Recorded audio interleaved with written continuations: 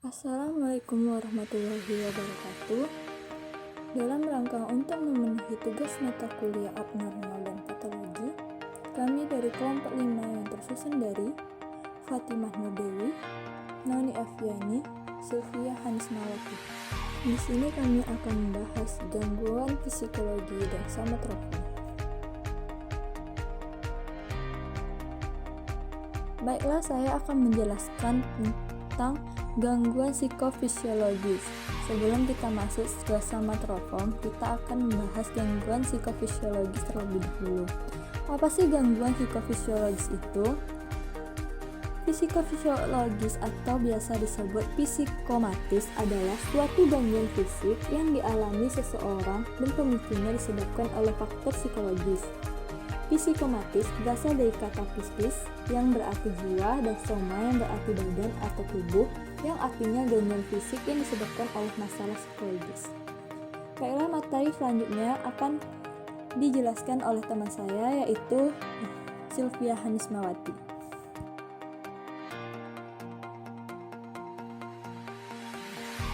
Selanjutnya adalah macam-macam gangguan psikofisiologis. Macam-macam gangguan psikofisiologis ada dua. Yang pertama kardiovaskular dan yang kedua asma. Yang pertama gangguan kardiovaskular. Apa itu gangguan kardiovaskular? Gangguan kardiovaskular adalah penyakit pada jantung dan sistem sirkulasi darah. Dua macam penyakit kardiovaskular yang dipengaruhi oleh stres adalah hipertensi dan penyakit jantung koroner.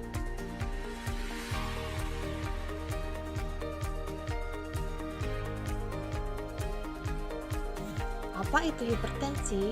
Hipertensi adalah tekanan darah tinggi yang memicu seseorang mengalami aterosklerosis atau penyumbatan pembuluh darah arteri, serangan jantung, dan stroke. Juga dapat menyebabkan kematian melalui gagal ginjal. Selanjutnya faktor pemicunya adalah usia, obesitas, faktor gen, itu apabila keluarga memiliki riwayat hipertensi. Selanjutnya kurang makan buah dan sayur, jarang berolahraga, terlalu banyak mengkonsumsi kafein, terlalu banyak mengkonsumsi alkohol, dan pengonsumsian garam yang berlebih. Selanjutnya jantung koroner. Jantung koroner terdiri dari dua macam. Yang pertama, angina pectoris. Yang kedua, infraksi miokardial. Apa itu angina pectoris? Yaitu rasa sakit di dada yang berkala. Penyebab utamanya adalah kurangnya pasokan oksigen di jantung. Dan apa itu infraksi miokardial? Yaitu penyakit jantung yang lebih serius daripada angina pectoris. Penyebab utamanya sama dengan angina pectoris, yaitu kurangnya pasokan oksigen di jantung. Namun, serangan jantung ini menyebabkan kerusakan jantung permanen.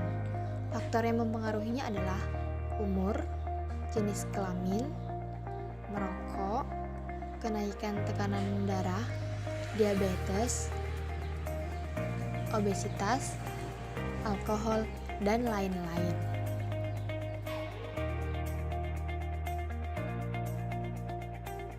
Selanjutnya adalah asma. Asma masih termasuk dalam gangguan psikofisiologis. Dan apa itu asma?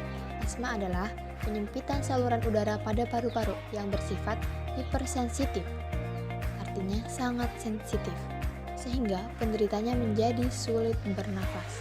Faktor penyebabnya yaitu yang pertama infeksi virus, yang kedua zat-zat alergen, yang ketiga polusi, yang keempat asap, yang kelima olahraga, yang keenam kedinginan, yang ketujuh adalah kondisi emosional.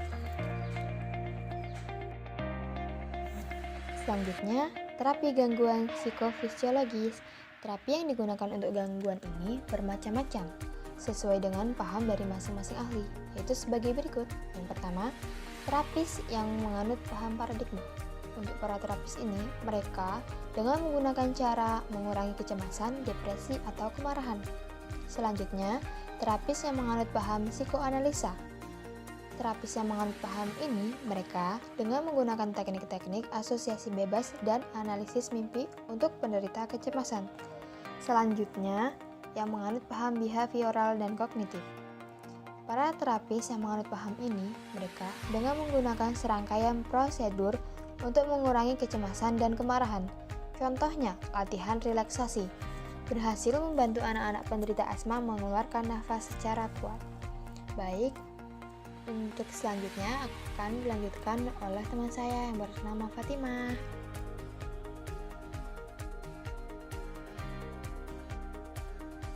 Baik, selanjutnya kita masuk dengan gangguan somatotropom.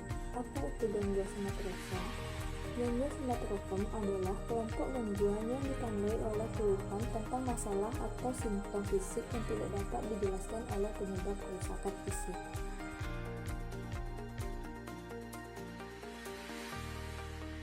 Selanjutnya kita masuk dengan gangguan somatotropom. Gangguan somatotropom ada 5. Yang pertama, gangguan nyeri. Salah satu gangguan somatotropom yang secara signifikan dipengaruhi oleh faktor-faktor psikologis dalam memuncul menetap. Yang kedua, gangguan dysmorphic tubuh adalah gangguan di mana seseorang dipenuhi kekhawatiran dengan kerusakan penampilan yang hanya dalam bayangannya atau dilebih-lebihkan.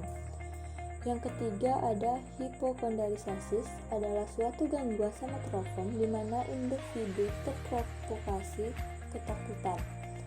Yang keempat ada gangguan konversasi, adalah sistem-sistem yang mempengaruhi fungsi sensorik atau motorik yang mengidentifikasikan suatu penyakit yang terkait dengan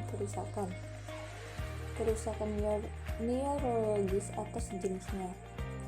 Yang kelima, gangguan somatisasis merupakan suatu gangguan yang ditandai dengan keluhan somatik berulang dan beragam, sehingga penderita merasa perlu diperhatikan medis.